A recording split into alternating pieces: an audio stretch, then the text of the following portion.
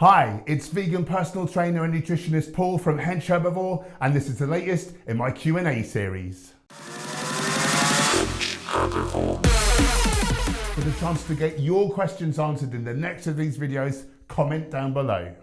Question 1 this week is from fellow YouTuber Mind for Combat. Do go and check him out after you've finished watching this video if you're into your MMA and whatnot. I've been considering veganism for a while, and you're a guy who's attracted me more than other activists, as I feel like our background makes it easier for us to connect. So my question is, would it be wise to adopt a high carb diet at the start, as I do a large amount of cardio and have recently started lifting? So I am of the opinion that a high carb, whole foods, plant-based diet is optimal for human health and also sports performance. You know, we run off of glycogen. Even as a bodybuilder, you know, I used to eat high protein, like moderate carb, no carbs by the end of the diet. And like, it just makes you flat. Like, you need carbohydrate and the associated water. So 1 part blood sugar, glycogen, holds 3 parts water, fills your muscles out, makes you big and strong, and you need it to fuel you through the workout. So I say, like, moderate sort of protein, high carb all the time, power you through, you'll be unstoppable. Obviously, we need to avoid like refined sugars and refined grains, things like that. So whole grains, legumes, fruits, vegetables, you know, they're packed with the most nutrition too. So you're just going to be at the top of your game. You'll get less periods of sickness as well, because your immune system will be functioning at a higher rate. And one more thing while it springs to mind, if we eat well of leafy greens and beetroot has high amounts of nitrates, our body transforms that into nitric oxide, which is a vasodilator, so you have much more stamina too. It's win-win, win-win-win-win-win-win-win. Long-term supporter of the channel, Tarmac Surfers, says that he'd like to know the ins and outs of why we should avoid salt. And then he goes on to say some really lovely things about my channel. So thank you so much, brother. I really appreciate your kindness. So yeah, I used to think that the salt thing was just really relative to blood pressure. Certain indigenous like tribes people around the world are born with a systolic blood pressure of 90, and they die with a systolic blood pressure of 90 because they're not eating the animal products that form atherosclerosis. You know, they're not eating any salt, obviously, because there is none, like in the jungle or on the plains where they're living.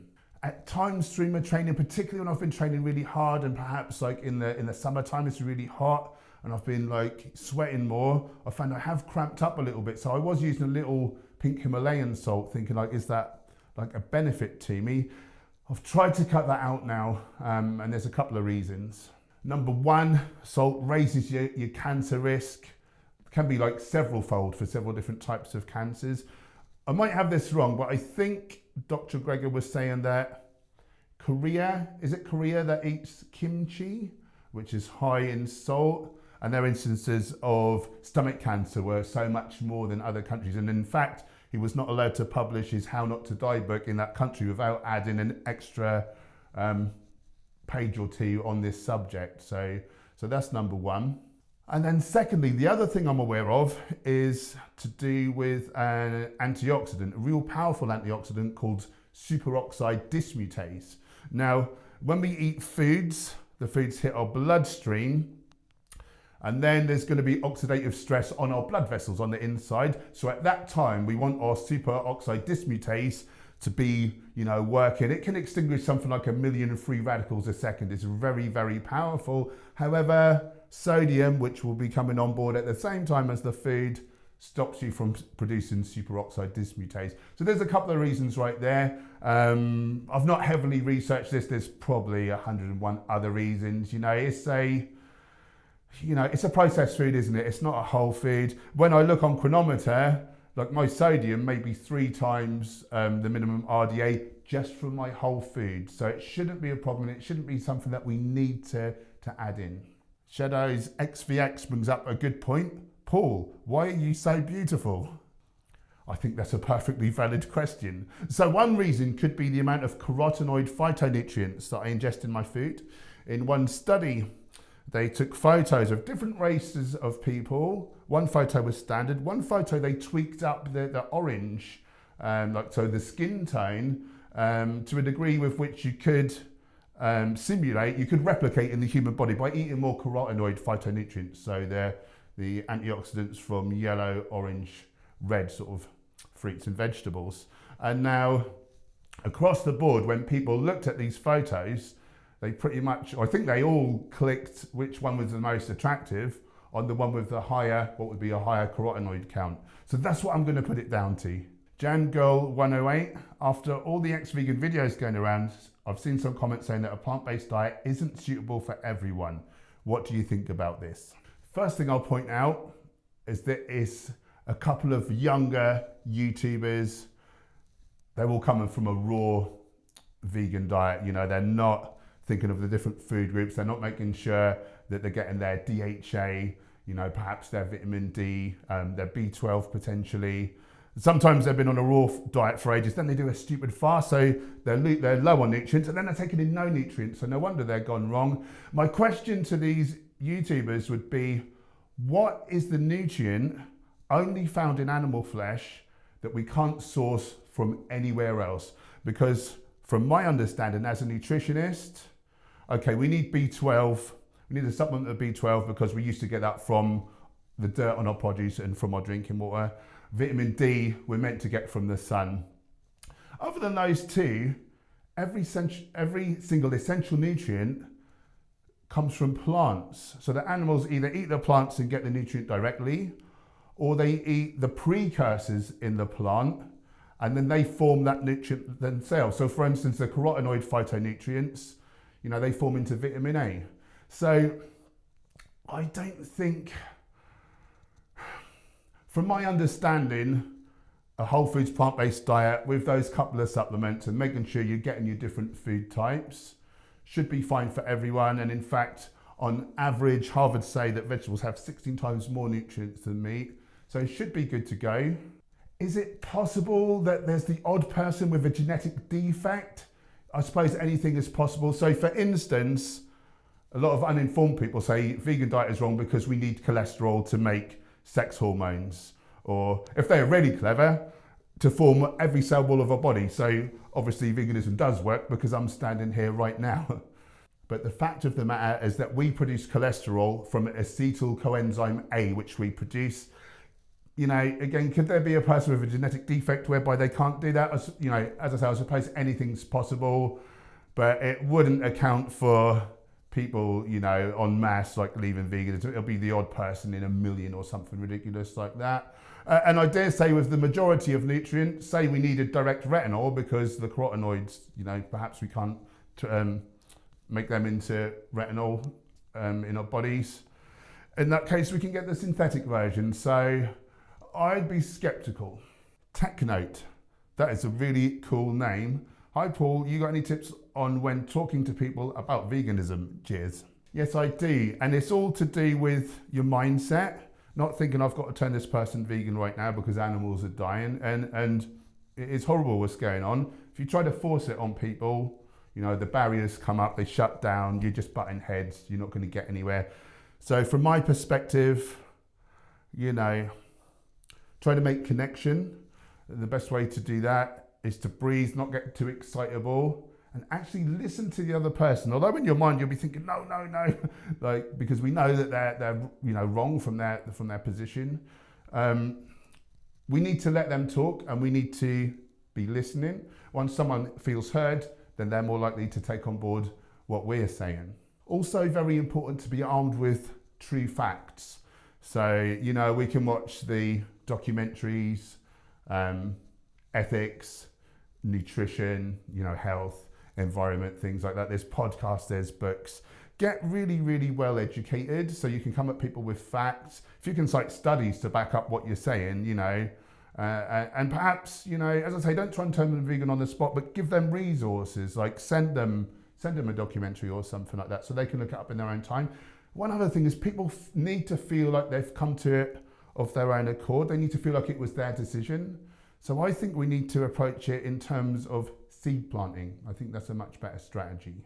And one other thing I'll say, which people don't often talk about, it's the messenger too. You know, if we're out of shape, if we're really sick, you know, if we're really scrawny or really obese, you know, number one, that's not good for our health. So we should be looking at that, you know, in terms of our own health and longevity, because we deserve to have good, long, healthy, productive lives. But we need to make our club look something attractive. And so if people think, wow, like he looks amazing, I'd love to look like him. I'm not saying you've got to be Mr. Universe or like a model or anything like that, but at least, you know, do the bare minimum of eating well, getting some movement, getting your rest in so you're not all tired.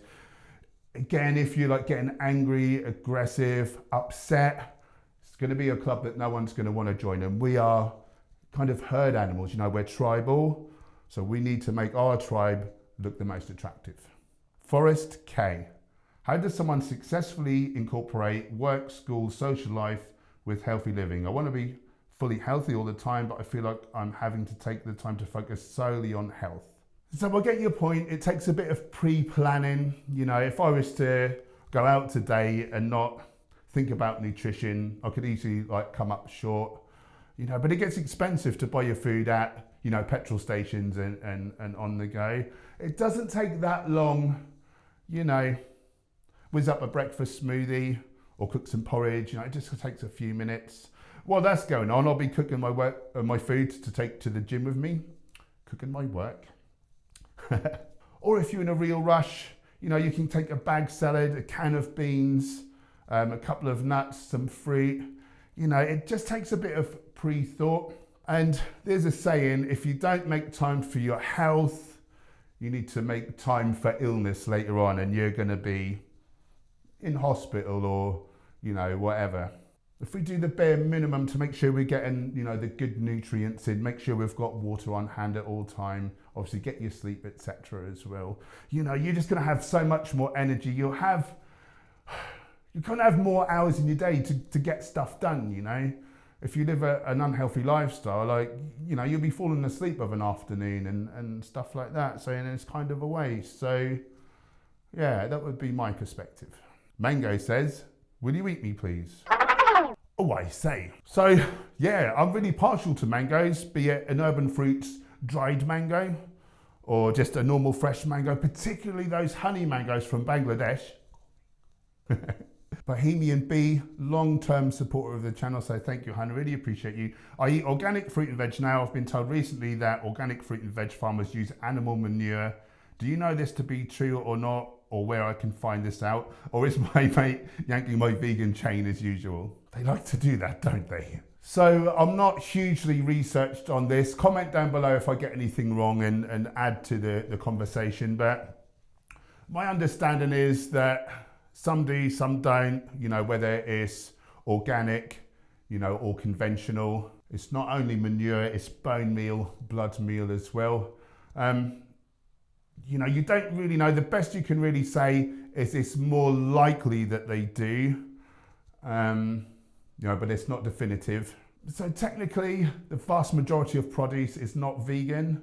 You know, the only way to really guarantee would be to get veganic food, which is few and far between at the minute. It certainly wouldn't feed everyone by a long, long way. And my perspective really is, again, we need to make veganism look attractive. If we have so many rules, you know, people say it's already like too hard. So if we then say, you know, you must eat veganic produce or you're not vegan, I just think we're using our energy in the wrong direction. And let's solve animal agriculture first, then we can look at things like this. And, you know, I think there will come a time when it is a thing, but, you know, the vegan society doesn't say that it's a thing to be concerned about. I get why some people are, and if you want to do that, like, do it, and more power to you and good for you. But let's not make it a big issue, because I think it will put people off veganism and a lot more animals will be hurt for a lot longer, is my perspective. Wasdale Man V Walking, Camping and Exploring channel. Check him out if you're into those kind of things. Hi Paul, I picked up on Chronometer that I've been lacking omega-3 and 6. What's your opinion on hemp oil for those? I don't have much oil, so is this a positive or negative for me? Or can you recommend anything else? I was going to use it for my hummus lunches. Whatever you do, categorically stay off the oils. It's the most harmful thing that a vegan can eat, in my view. Heart disease is still our biggest killer, and I mainly put that down to the use of oils. So the place to get your omegas is whole plant foods, specifically nuts and seeds. They're king. For your omega-3s, chia and flax seeds, this must be ground so we can absorb it into our bloodstream. A tablespoon of flax, 1 or 2 tablespoons of chia. You know, that'll be plenty of omega-3, and then we need a little other nuts and seeds to bring the omega-6 up. You can check that on Chronometer, like really easy. And finally today, Travis W. Besides bodybuilding, nutrition, veganism, and eating, what other interests or hobbies do you enjoy that we might not know about? I do enjoy eating. For the longest time, I was hugely into martial arts and self-protection, and that was very useful for the time in my life when I was a doorman. That was kind of central to my life really for a lot of years. I've kind of grown out of that now, I'd say, and I recognise physique as the best use of me as an advocate for the animals. And I'm so busy trying to reach the world, you know, with all the different activities I do, you know, particularly video. I don't prioritise the time for anything else. I'd say lately I've just been kind of expanding myself. So I've got into the public speaking, so I've been learning how to speak, you know, on stage. I've been learning my craft of editing, filming, lighting, you know, how to make it all, you know, a more professional package. So I guess that's my sort of love now is video making. YouTube demands that you watch this video.